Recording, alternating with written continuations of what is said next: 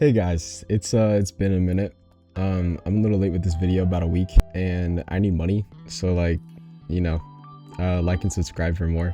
If you like my content, I would really appreciate that. Thank you. So before I start, I wanted to talk about a little change I made to the game, and it kind of starts with merciless mode. So originally in Persona 5 Royal, the merciless difficulty has the same values as hard mode, but for some reason there's a 3x multiplier on weaknesses, technicals, and crits.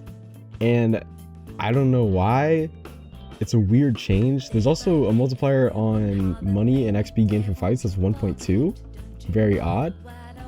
I didn't like that originally, so I didn't use merciless to play this mod in the first place. And I found a mod that lets you change the multipliers a little bit. So I actually went into there and I messed around with it. I made it so that the 3x damage multiplier only works on you, and you can't give the 3x multiplier on any damage that you give away. So I thought that would make the game a lot harder and way more interesting. I also gave it the original Persona 5 Merciless Money 1 and XP 1, and I also increased the damage taken to ×2. I might increase it a little more. From palace to palace, it really just depends on how hard things are, because I don't want to make it like insanely impossible to where I'm like getting level 50 personas in the next like 3rd dungeon just to beat a boss. So I guess we'll see. I'm pretty excited for it though. So in the last video, I finished Kamoshida's dungeon, which was pretty alright, but afterwards I kind of had a little burnout phase, and I was going through this whole like chud tantrum where I was being super depressed, and my motivation for the entire next dungeon was just all over the place. For Madarame, I actually didn't even beat the dungeon in one day, which was pretty crazy for someone who spent thousands of hours playing Persona games, and I mean not even just Persona games, I mean S&T games as a whole. So besides that, I kicked off the play session after Kamoshida, just skipping through more dialogue like a normal Persona player, and I did a little bit of Ryuji's Confidant, and I did the first Mementos boss, which embarrassingly made me rage quit. I mean, this dude just made me extremely mad. I went with a pretty easy strategy at first, with a combination of downing him with Ryuji and An using technicals from Sleep that I got from An's Makajama, and I used Zio from Ryuji because he was weak to it. But in my first attempt, I kind of just saw his big ass health bar and crashed out and turned that shit off so fast. I did come back to it though, a lot more motivated to beat him, and I immediately fused Ame Uzume and abused the shit out of the fucking Zio move that she has so that I could damage him a lot more, and then I died. So yeah, I almost lost my mind, but it's alright. I tried it again and I kind of just zoned out through it, and I didn't really have any problems. Overall, not many interesting things to say here besides my indecisiveness between continuing and quitting. I think that was pretty notable, and yeah, I know, joke guy, I understand. Anyway, blah blah blah, story, blah blah blah, coffee. None of this is really that interesting until I get to like Shikioji. This guy made me super tilted, and I tried to beat him at first, but the health bar was too scary, so I gave up that time and I just retreated to my little chud cave to see if I can think of anything better to fight him with. I ended up deciding that either I'm gonna grind to level 15 so that I can fuse Makami, or I'm gonna use the money that I get from grinding to afford a new persona that I can use to fuse another Orpheus, because at this point I had like given it away to fuse something else. Luckily though, I got both of them at the same time, so I just abused them both in order to kill Shikioji using Neo Cadenza and Makami's Fray, along with the null physical that Makami has on Shikioji, so he didn't really stand a chance against me. But I did end up using a lot of resources to beat him, which was pretty bad because this was an optional mini boss, but it's alright. So moving on throughout the palace, I got to the first required mini boss, and he was pretty easy. I didn't have that much trouble with him at all, and my Ippon Dadara did it in pretty well.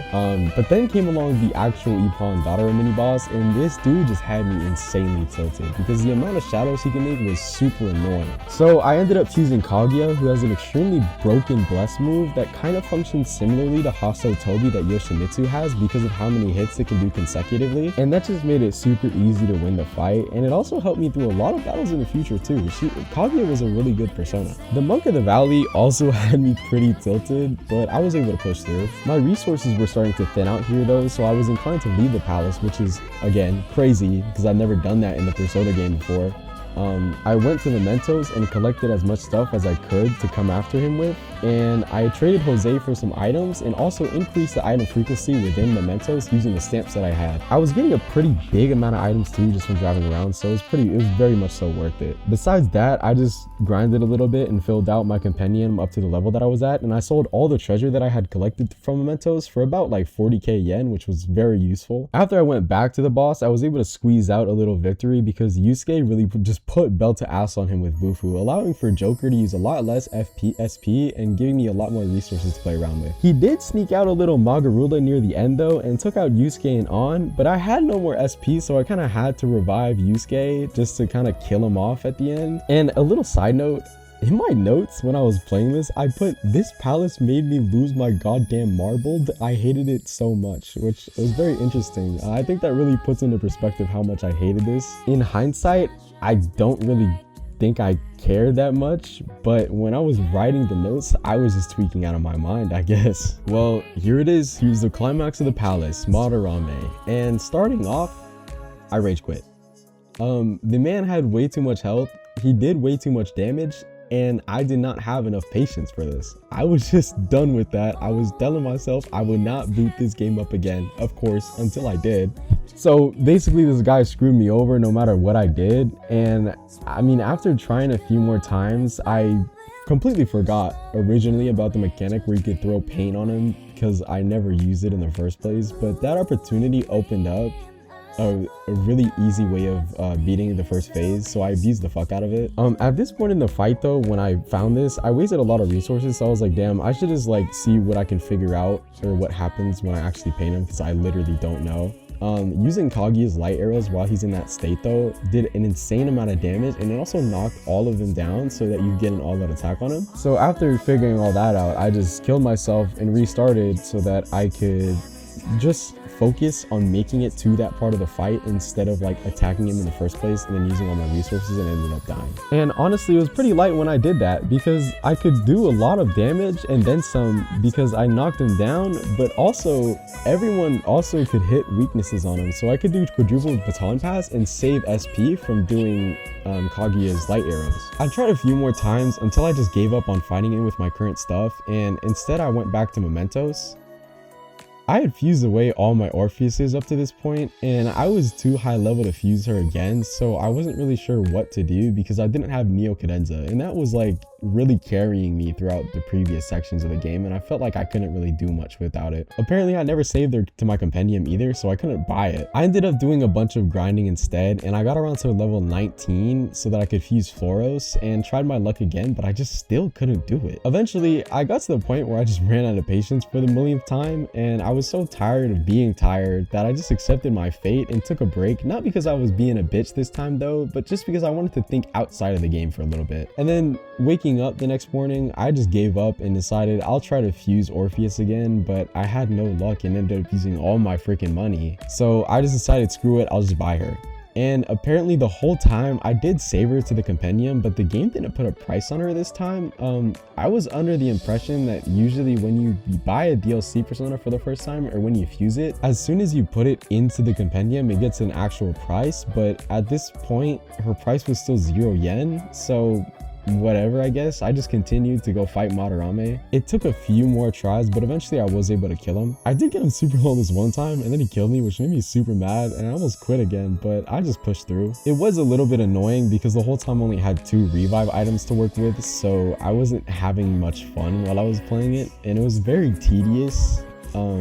It was a very tedious resource management test. I don't really know how to feel about that because it was getting me a little bit tilted, but I mean, it wasn't the worst thing ever. I kind of found some fun in it, just a little bit. I didn't worry too much about Joker's SP because I had a lot of items from looking around as many vending machines as I could. I traded Jose for as many items as I could that give me SP, and I brewed as many coffees as I could up to this point. But more importantly, the quadruple baton pass made it so that I didn't have to use SP at all for the moves that Joker had. So as soon as I got the opportunity to get quadruple baton passes, I abused the fuck out of them.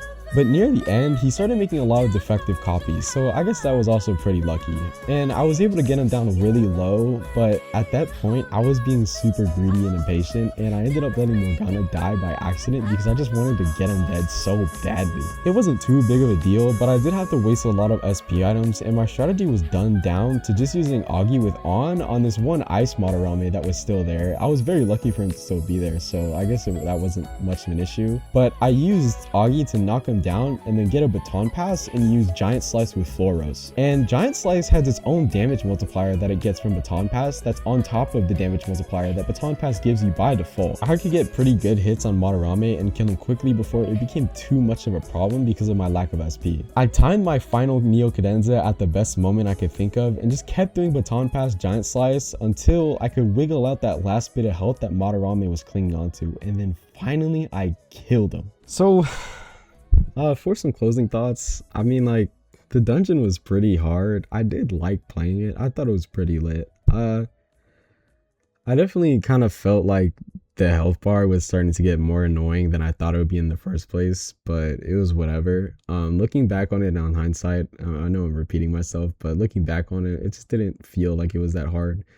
But while I was playing it, I was tilted as fuck. So maybe you should take my word right now as a grain of salt, but I guess it's whatever. If you got this far, thank you. I appreciate that a lot. This means a lot to me. I was able to do better on this video, luckily, because I made an actual script instead of basically just ranting. And I'm also in an actual recording space, so, you know, that's pretty nice. I did actually record this last week instead of being like late with it, but I listened back to it and I edited it a little bit and I was just like, damn, this shit is so bad. So I scrapped the whole thing and I just rewrote a new script because before I was just kind of going off notes. Anyway, that's about it. You know, if you like my content, please subscribe. Bye.